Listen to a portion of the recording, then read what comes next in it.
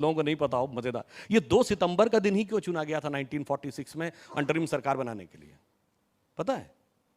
वो इसलिए चुना गया था कि जब नागासाकी हिरोशिमा पे बम गिरा है तो 15 अगस्त को सरेंडर डिक्लेयर किया है जापान ने।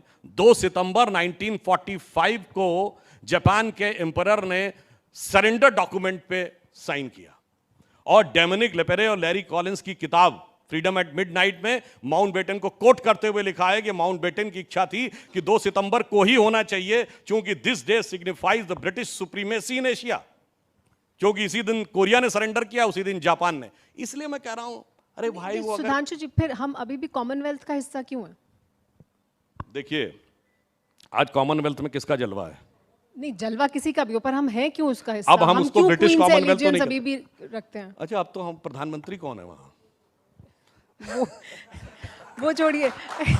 लेकिन अगर तब की हम शपथ की अगर हम बात करेंगे तो फिर तो ये वाली भी बात हो जाएगी फिर कि कॉमनवेल्थ का भी हिस्सा हमें नहीं होना चाहिए, अब हमें उस पर स्टैंड लेना चाहिए। नहीं, हमें कॉमनवेल्थ का हिस्सा नहीं होना है, हमें भविष्य में कॉमनवेल्थ को अपना हिस्सा बनाना है। अच्छा, एक बात और, क्योंकि हमने देखा कि महाराष्ट्र में क्योंकि ये बयान दिया गया तो उद्धव ठाकरे का जो गुट है, शिवसेना का उद्धव ठाकरे गुट, उसकी तरफ से ये डिमांड हुई कि भारत रत्न दिया जाना चाहिए वीर सावरकर को। ये हम डिमांड करते हैं केंद्र की मोदी सरकार से। उन्होंने ये भी कहा कि भले ही हम साथ आए हों सरकार बनाने के लिए, एमवीए का हम हिस्सा हों, लेकिन राहुल गांधी ने वीर सावरकर को लेकर जो बयान दिया है उससे हम इत्तेफाक नहीं रखते। तो उद्धव ठाकरे की ये डिमांड मानने जा रही है केंद्र सरकार?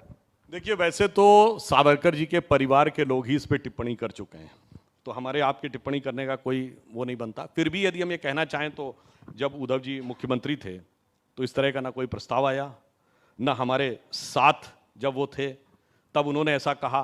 और ज़्यादा कष्ट की बात यह है कि एक ऐसा व्यक्ति महाराष्ट्र से सांसद बन के गया महाविकास अघाड़ी सरकार में उनके समर्थन से, जिसने औरंगजेब की कब्र पे जाकर कसीदे पढ़े थे। बहुत कष्ट होता है इस बात को, इसलिए मैं कहता हूं सावरकर जी का सम्मान है, उसको दिल से सम्मान रखिए और उसके विषय के ऊपर ईमानदारी से राजनीति करें। मैं इस बात के लिए प्रसन्नता व्यक्त करता हूं कि कम से कम आज शिवसेना ने सावरकर जी के मुद्दे पर कांग्रेस को सही आईना दिखाया।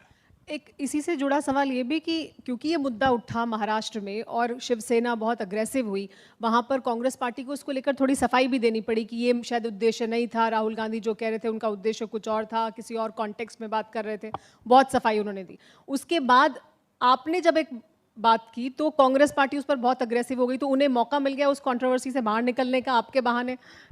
मतलब उन्होंने बहुत, आपकी बात से बहुत साफ हो गया,